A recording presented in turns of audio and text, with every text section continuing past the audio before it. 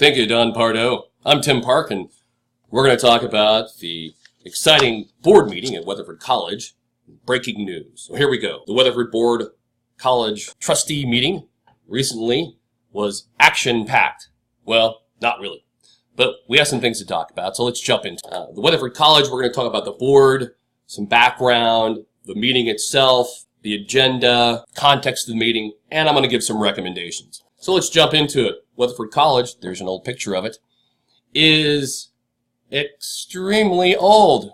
I didn't know that they were celebrating their sesquicentennial. They were founded in 1869. Here's an interesting fact.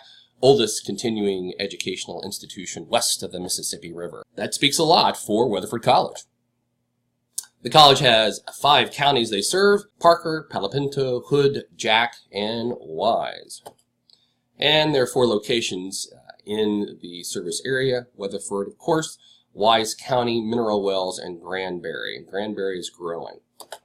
And they serve about 6,300 students. Of course, dual credit is their growth, with about almost 1,800 students, and online with almost 2,200 students. The board members, Mac Smith is the chair. He was brought on, elected in July of 17. He's a criminal lawyer and pretty much the patriarch of the group. His major issue is board unity. Sue Cody, vice chair.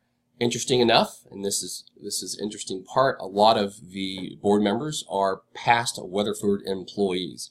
She was the dean of English department at Weatherford College.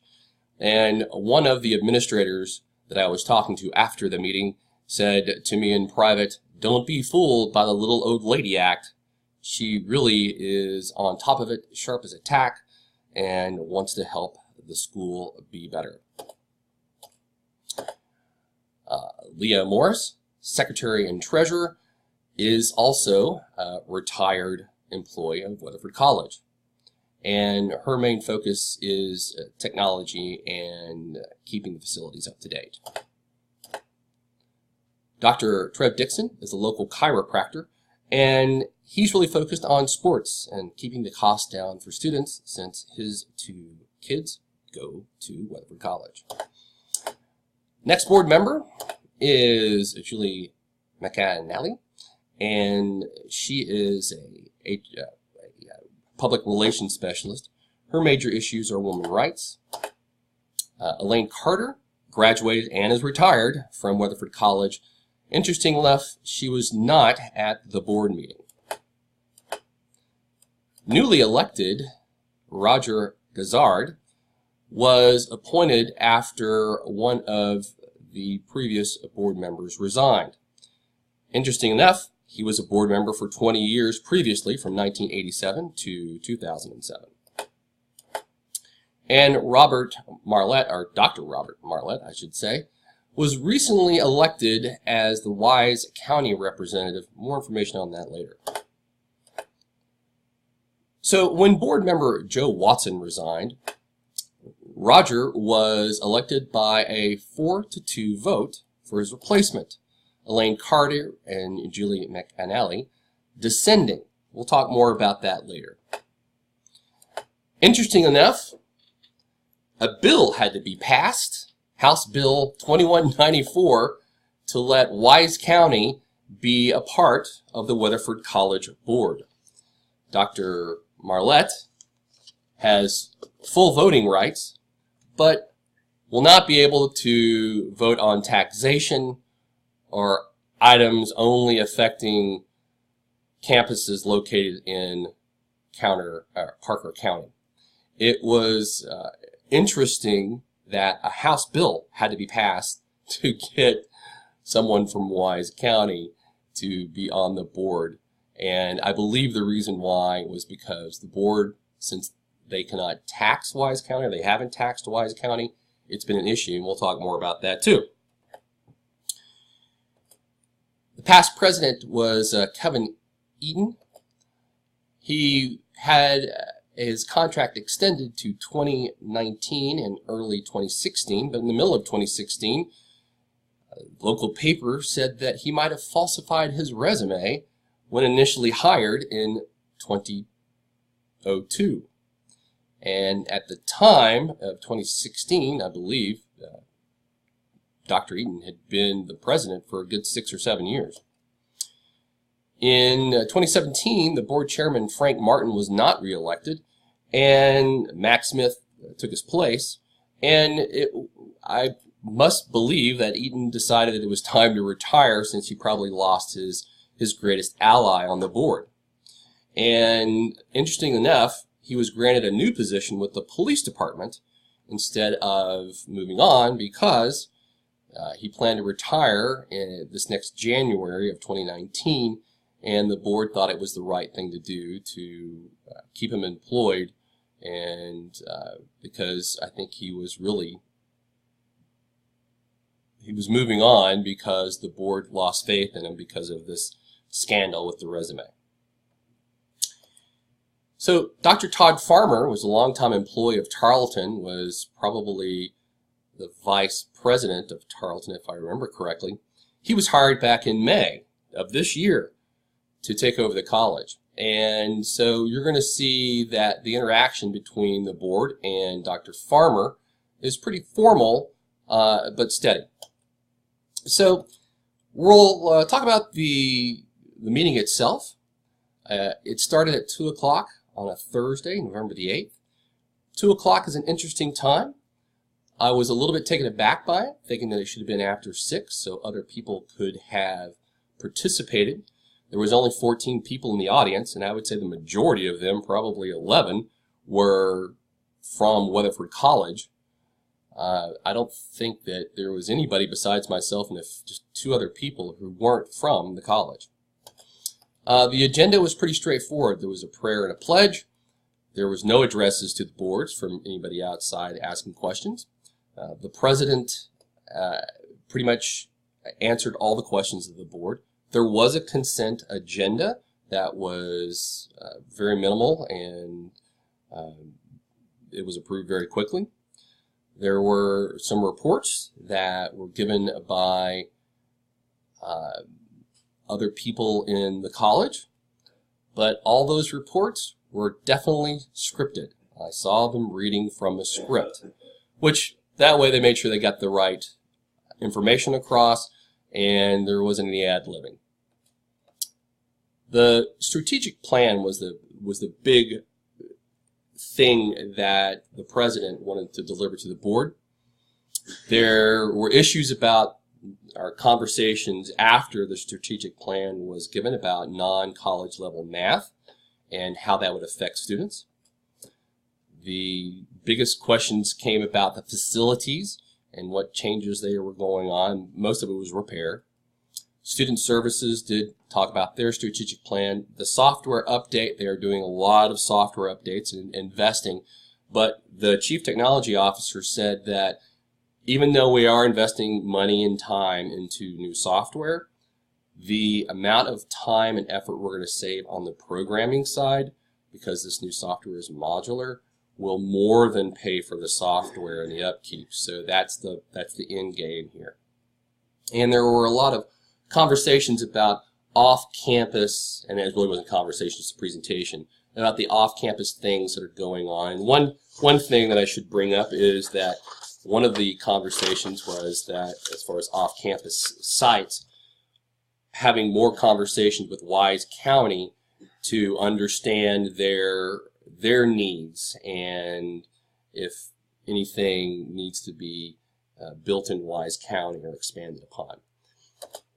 And the strategic plan really focused on the employees as far as they needed to have a salary review, and they're doing that. And that salary review recommendations will be given next month to the board. So the board questions really were asked to Dr. Farmer, and only after the presentations were done. They were very tame and considerate. They happened to do with accreditation. Sue Cody asked about the accreditation, and Dr. Atkins, the dean, answered her questions and gave good information. The salary for not only instructors, but for staff was brought up by Chair Smith and Roger Gazard.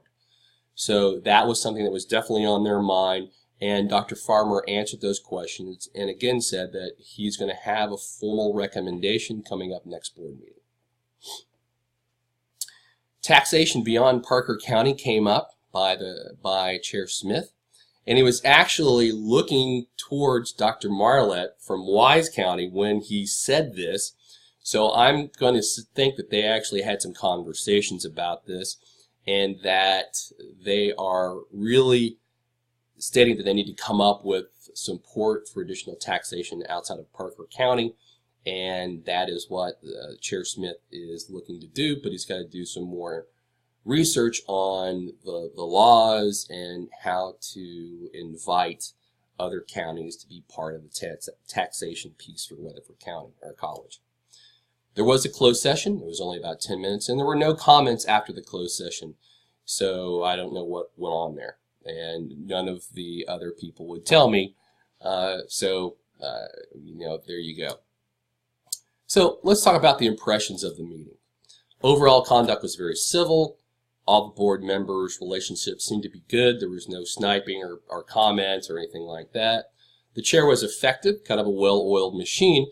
Robert's rules were followed on votes, but not during the general comments and question sections. People just raised their hands to ask questions, and they were, the chair said, yes, go ahead and talk. The board followed Carver's model in that they were owners and they were servant leaders, and a lot of the conversations, a lot of their tone was, we need to give back to the community, and that's the reason why we're here at Weatherford College.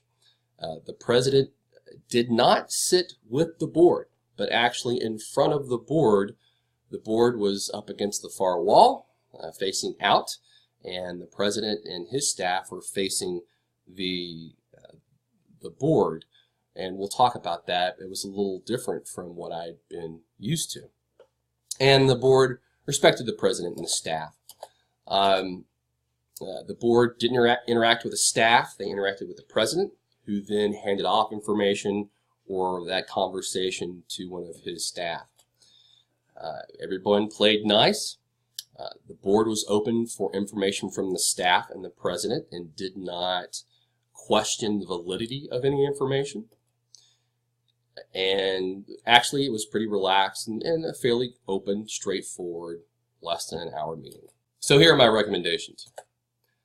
Dr. Farmer should sit with the board. This shows unity, cooperation, and since I wasn't used to the president not sitting with the board, it just dawned on me that that's probably the norm.